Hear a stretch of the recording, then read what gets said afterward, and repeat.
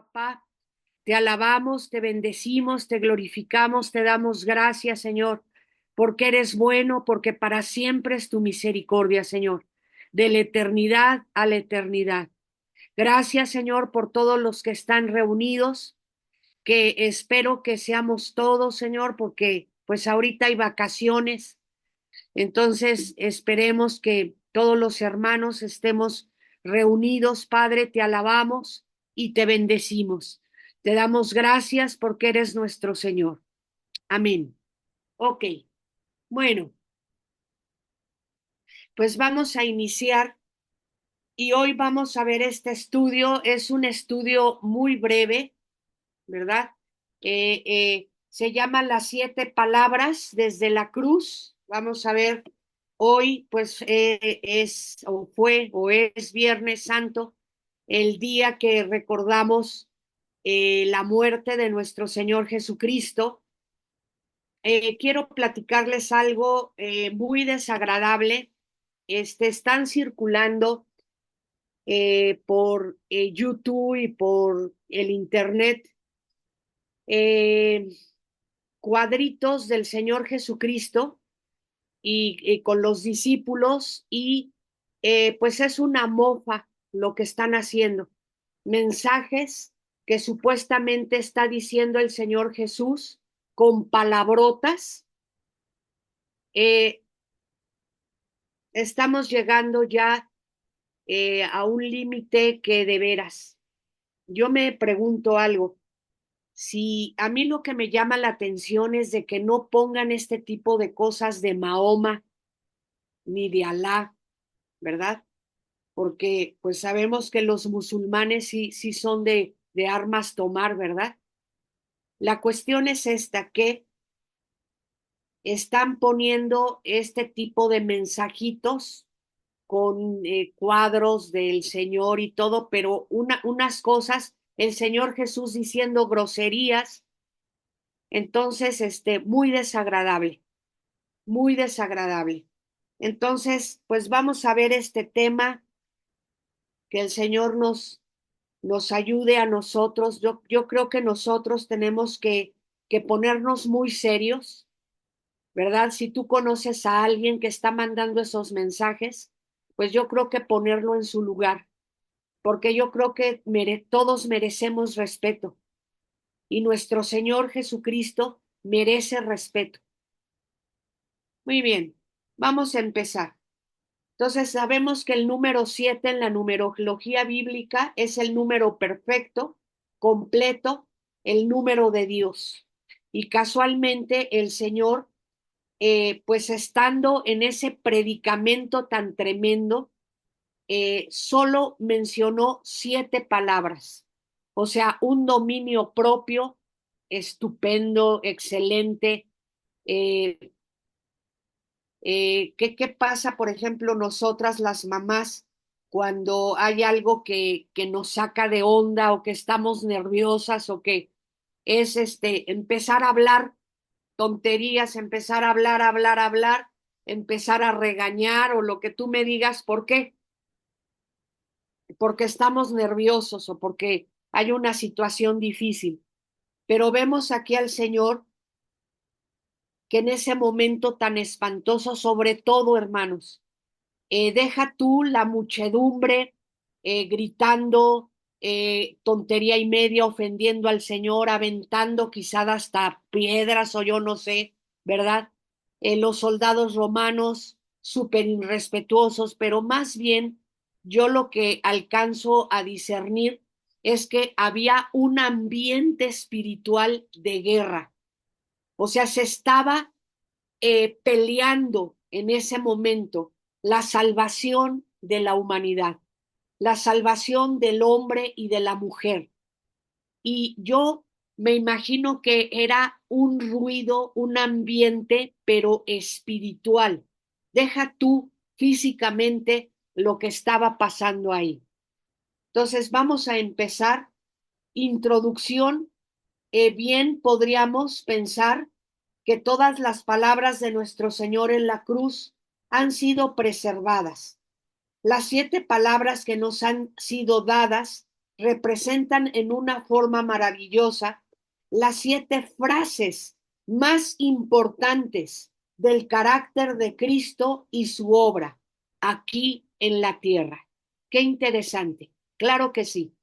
El carácter de Cristo, solo hablando lo que tenía que hablar en una situación tan difícil que duró horas, horas, hermanos. El Señor fue crucificado a las 9 de la mañana y Él entregó el Espíritu a las 3 de la tarde. Entonces no fueron 10, no fueron 15 minutos, fueron horas de estar peleando por nosotros.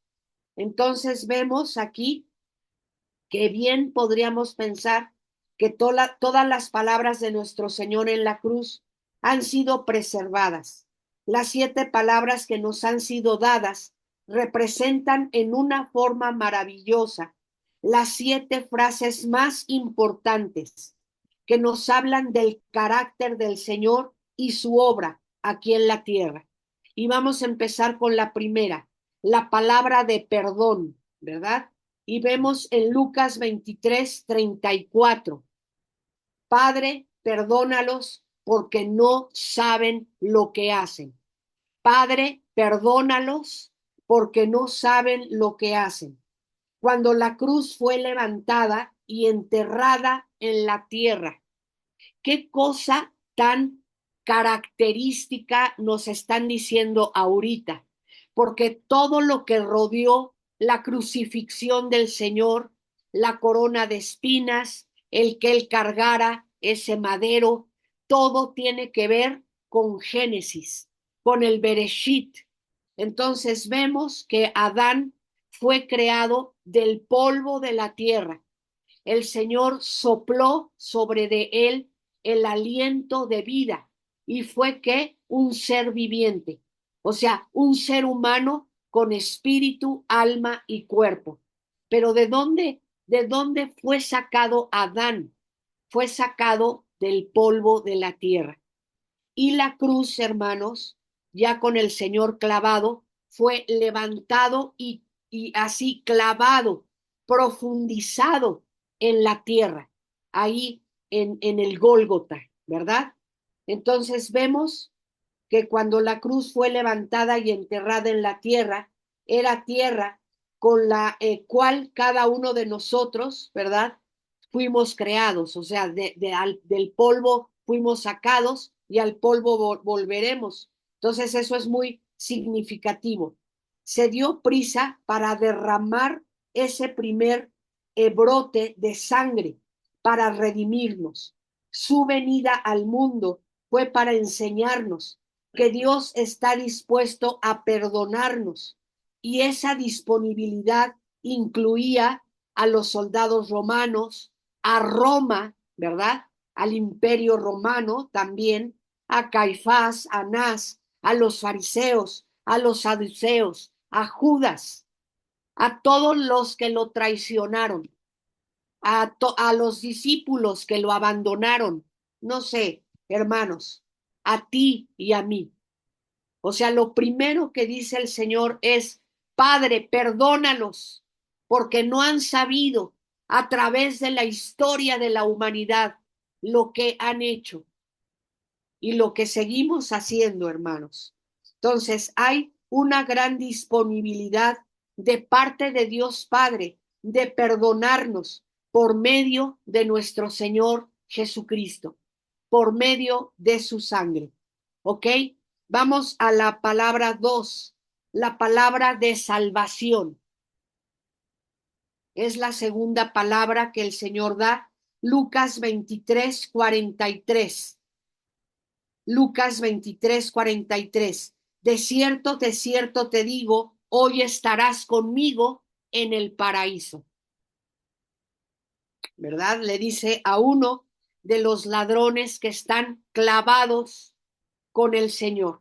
Hay un hermano, hermanos, que habla que esa escena ahí en el Gólgota de el Señor Jesucristo en medio, un ladrón a la derecha, un ladrón a la izquierda, habla del día del juicio final, ante el gran trono blanco.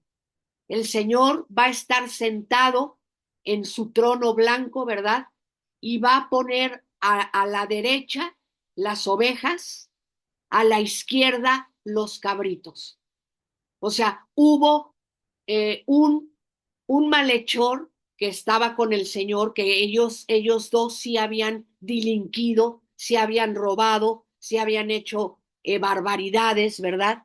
Y hubo uno de ellos que estuvo observando al Señor. Voy a platicarte algo. Una ocasión, no sé si poner este ejemplo, si es sabio ponerlo. Una ocasión estábamos Ruth y yo en el Sanborns de Perisur y a unas mesas de nosotros estaba este chico de Nigris, no el futbolista, sino el que es actor. Y pues es un joven, era, bueno, en ese entonces, te hablo de hace como de unos 18 años pasó esto, era un joven que luego volteabas a verlo y lo veías diferente a los demás, muy guapo, muy bien parecido y como que sus poses, su porte, luego te llamaba la atención. Me dijo, Ruti, mira, es Poncho de Nigris, mamá. Ah, mira, qué bien. Entonces, quiero decirte algo. Nuestro Señor Jesucristo tiene un porte. El Señor tiene un porte.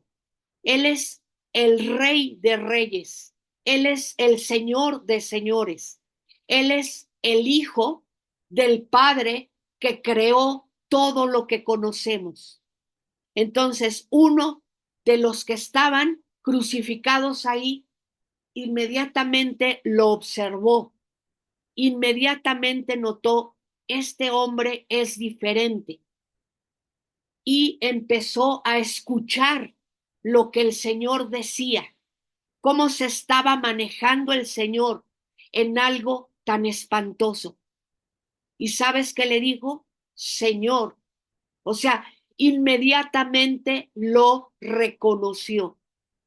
Señor, cuando vengas en tu reino, acuérdate de mí.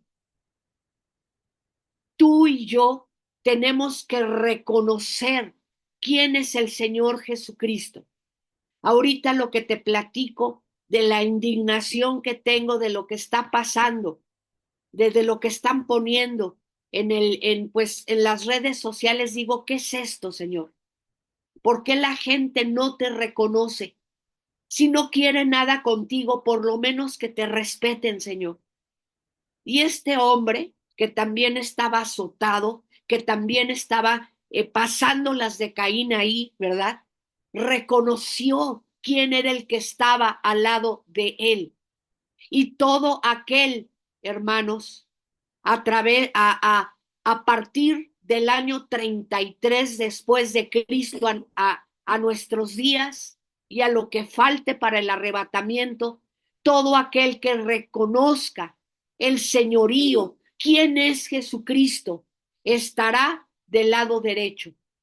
Y los que no han querido reconocer al Señor estarán al lado izquierdo, para juicio, para perdición, para ser arrojados al lago de fuego eterno. Fíjate bien, la salvación no es por obras. Aquí vemos a un hombre que lo están crucificando porque se portó mal, porque hizo las cosas mal, pero él miró a Jesús. En ese último momento miró a Jesús y le dijo, Señor, perdóname y acuérdate de mí cuando vengas en tu reino. Y ahí dice que el Señor le dijo, de cierto te digo, hoy, el día de hoy, estarás conmigo en el paraíso.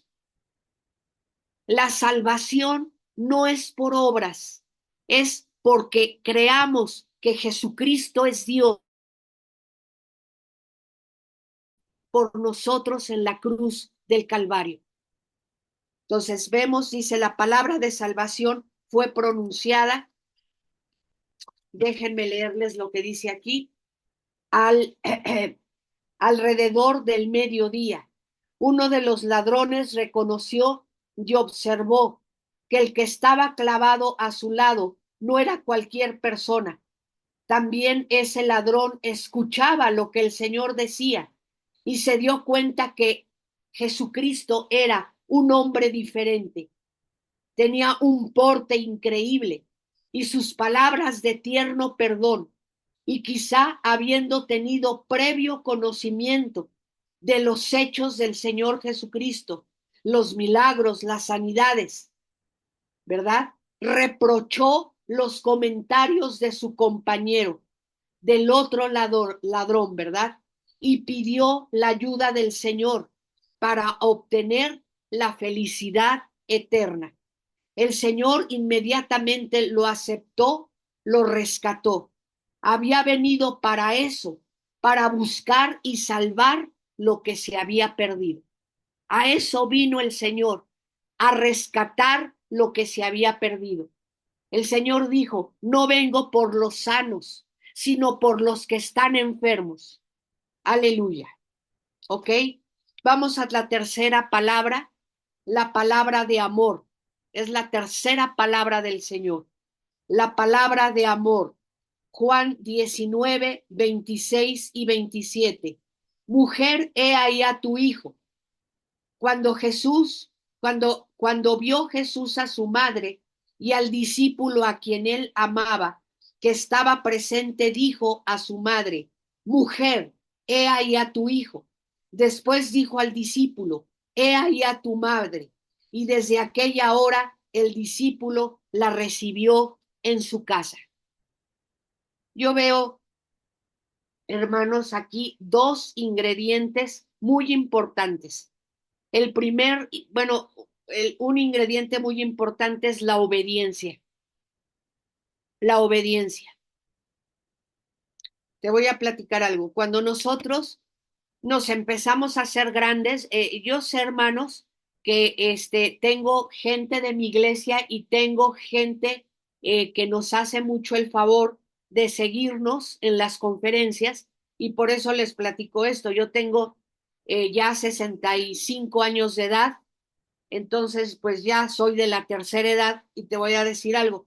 Hay veces que ya cuando empezamos en la tercera edad somos muy terquitos.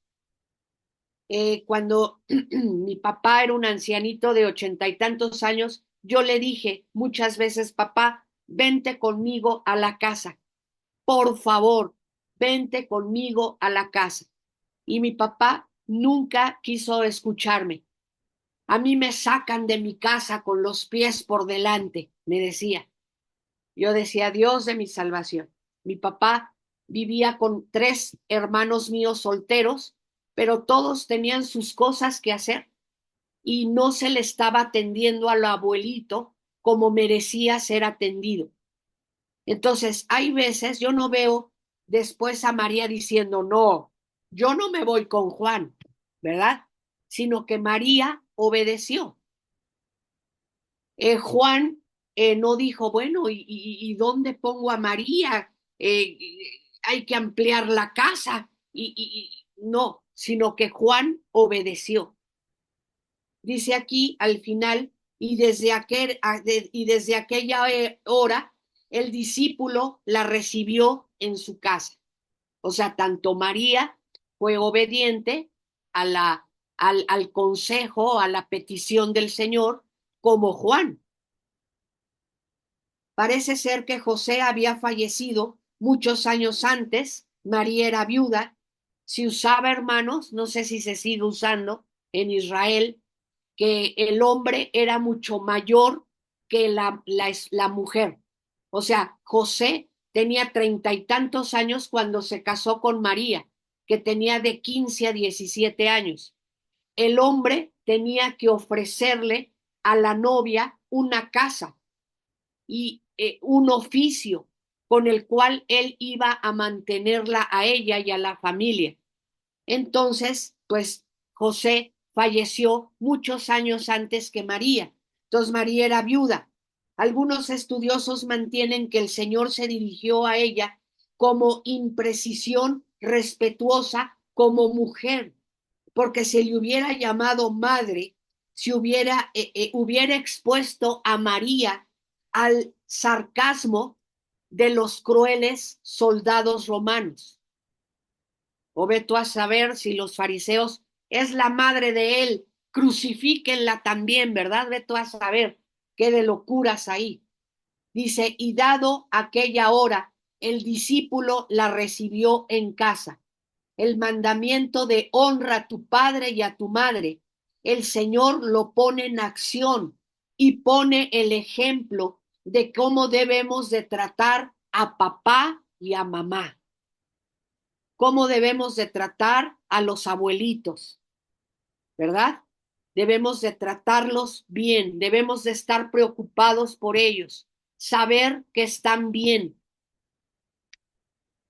Juan era el apóstol más amoroso. El apóstol del amor se le llama Juan. Y el Señor sabía que María, su madre, junto a Juan, no le faltaría nada. Sus hermanos, que tenían el corazón tan duro, ¿verdad? Cuando se fueron a vivir con Juan, ¿qué creen que pasó? Se convirtieron al cristianismo. Dos de ellos los conocemos, son Santiago y Judas, los que escriben las cartas. Vemos que qué especial fue José y María al criarlos a todos ellos, porque la carta de Santiago es gruesísima y la de Judas no se diga. Entonces vemos que también los hermanos del Señor se fueron tocados por el testimonio de Juan. Dice, el Señor nos enseña que el profeta no es pues tomado en cuenta en su propia tierra ni en su casa, pero vemos a Juan, el apóstol amado, tratando con ellos y ellos pues fueron alcanzados para Cristo, ¿verdad? Qué privilegio para Juan tener a María, la mamá del Salvador del mundo, en su casa. ¡Wow! ¡Qué bonito! Vamos a la cuarta palabra, la palabra de expiación. Y vamos a Mateo 27:46.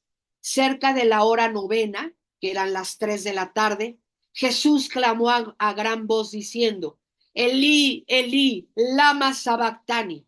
Esto es, Dios mío, ¿por qué me has desamparado?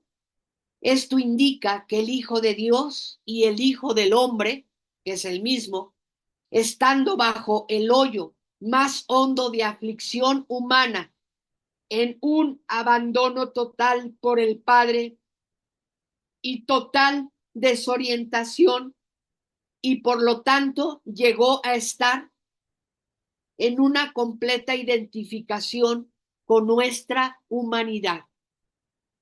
Le platicábamos a Yoli que el domingo, cuando regresó Ricardo de la iglesia, regresó, pero malísimo. Y en la tarde estaba dormido y se levanta y me dice, ¿a qué horas es la reunión? Y le digo, ¿cuál reunión, Ricardo? Si ya viniste de la reunión, es domingo. O sea, hay veces cuando te sientes tan mal físicamente que ya no sabes ni lo que está pasando, ¿no? Hay una desorientación.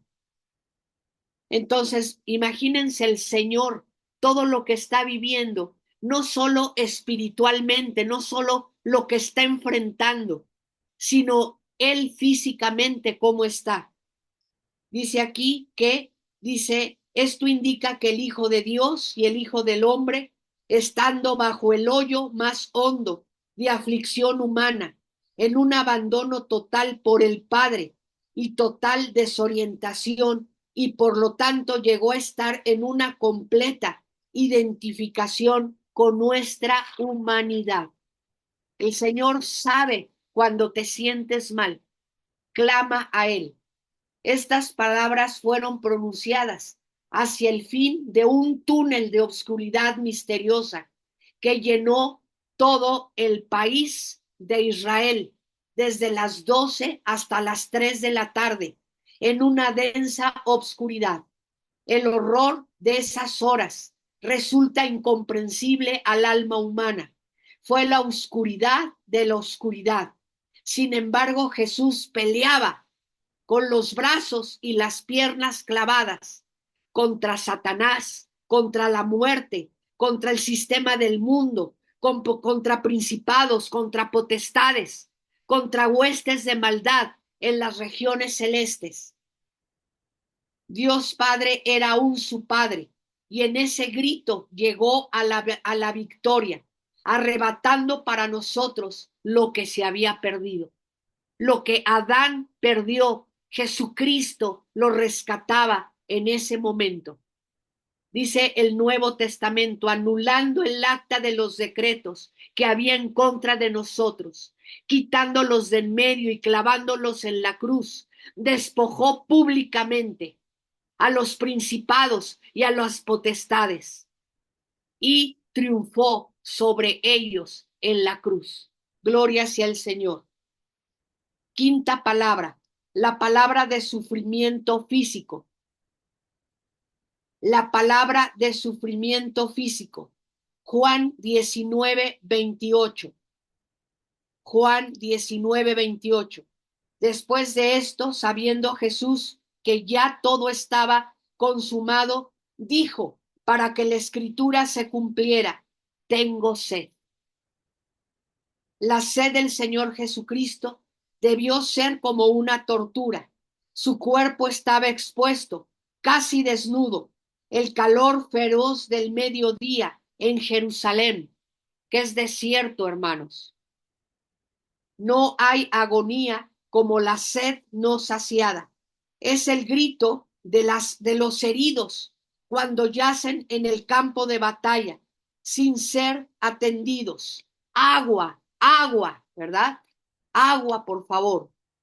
El Señor padeció sed para que nosotros no la tengamos que padecer, ¿verdad? Por eso el Señor tuvo sed, hermanos, para que no esté seco, para que vayas al Señor, como Él le dijo a la samaritana, que le dijo, si tú me pidieras agua, yo te daría agua viva, para que no tengas sed jamás, nunca más vas a tener sed, ¿ok?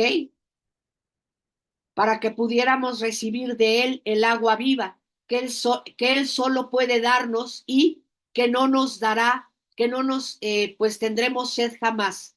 Vamos a ver algunos salmos interesantes. Vamos a Salmo 22:15. Como un texto se secó mi vigor, dice el Señor. Ese Salmo 22 habla de la crucifixión del Señor Jesucristo. Como un texto se secó mi vigor y mi lengua se pegó a mi paladar y me has puesto en el polvo de la muerte. Wow, mi Señor.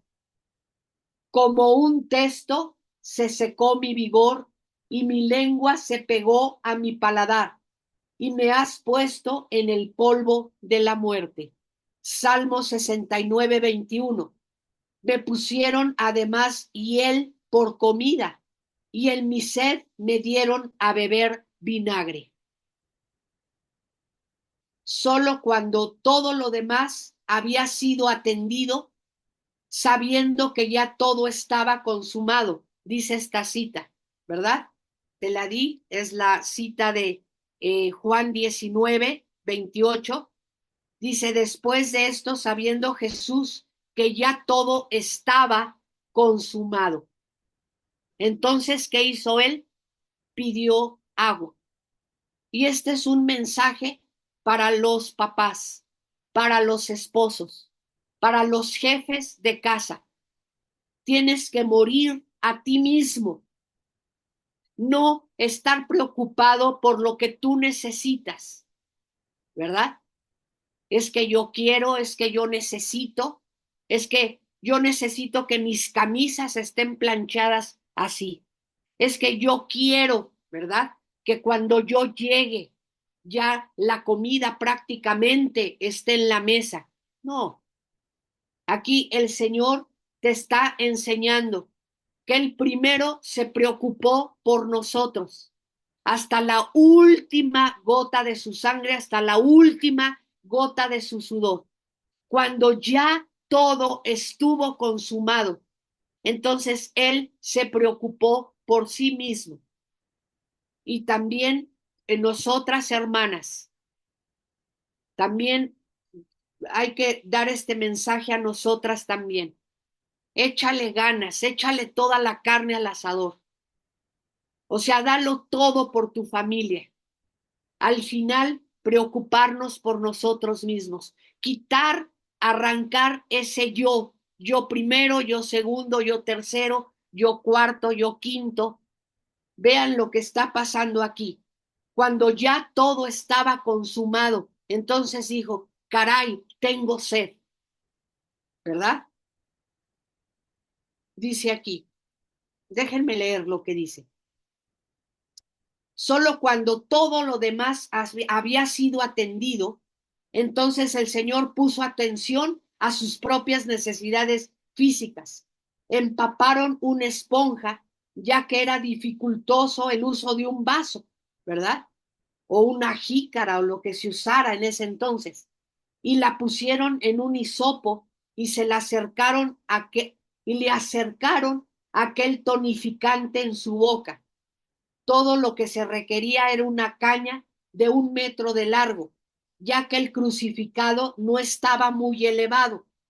Rehusó la bebida adormecedora que hubiera aletargado sus facultades.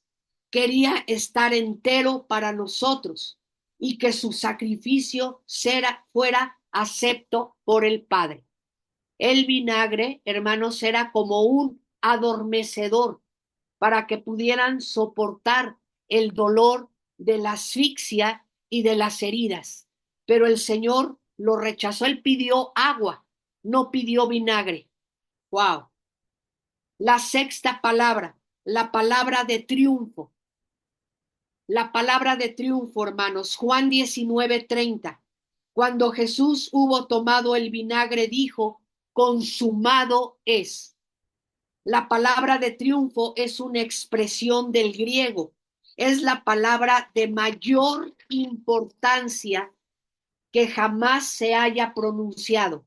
Ningún otro hombre, desde que Adán lo perdió todo en el Edén, ha sido pronunciada, ¿verdad?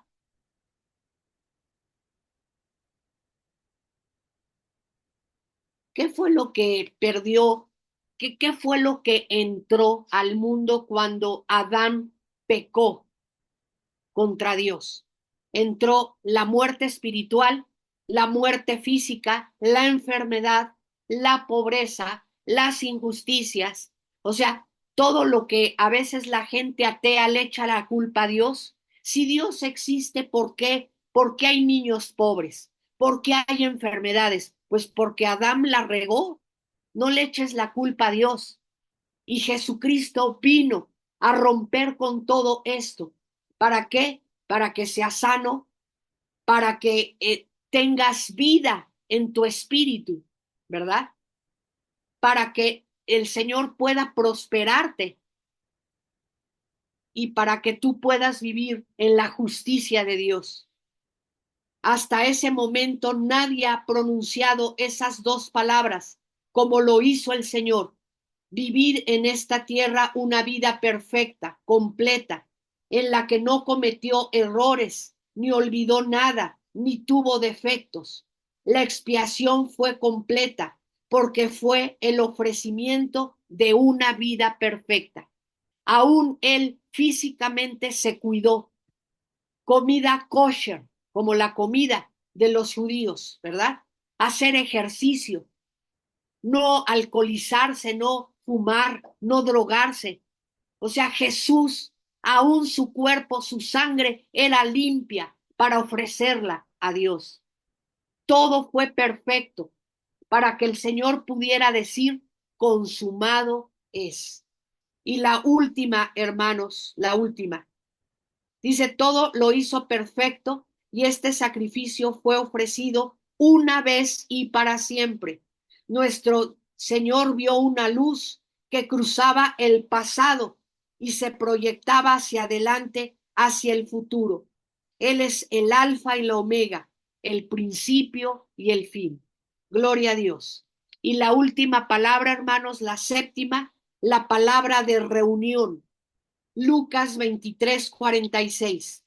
Entonces Jesús, clamando a gran voz, dijo: Padre, en tus manos encomiendo mi espíritu. Y habiendo dicho esto, expiró. Aleluya. Esta palabra fue pronunciada a las 3 de la tarde, la hora para el sacrificio de la tarde, ¿verdad? En el templo. El último acto de nuestro Señor al encomendar su espíritu al Padre fue solo un resumen de lo que hizo sus 33 años, entregarse a su Padre. Acudió a su Padre con total confianza de un hijo que conoce a su papá en perfecta confianza. Papá, en tus manos encomiendo mi espíritu. Y en ese momento que hizo el Señor, entregó el espíritu. Hermanos, terminamos exactos. Se acaba de terminar el tiempo. Que Dios me les bendiga y que sigan pues pasando un Viernes Santo de bendición. Que Dios les bendiga. Gracias, buenas noches, pastora.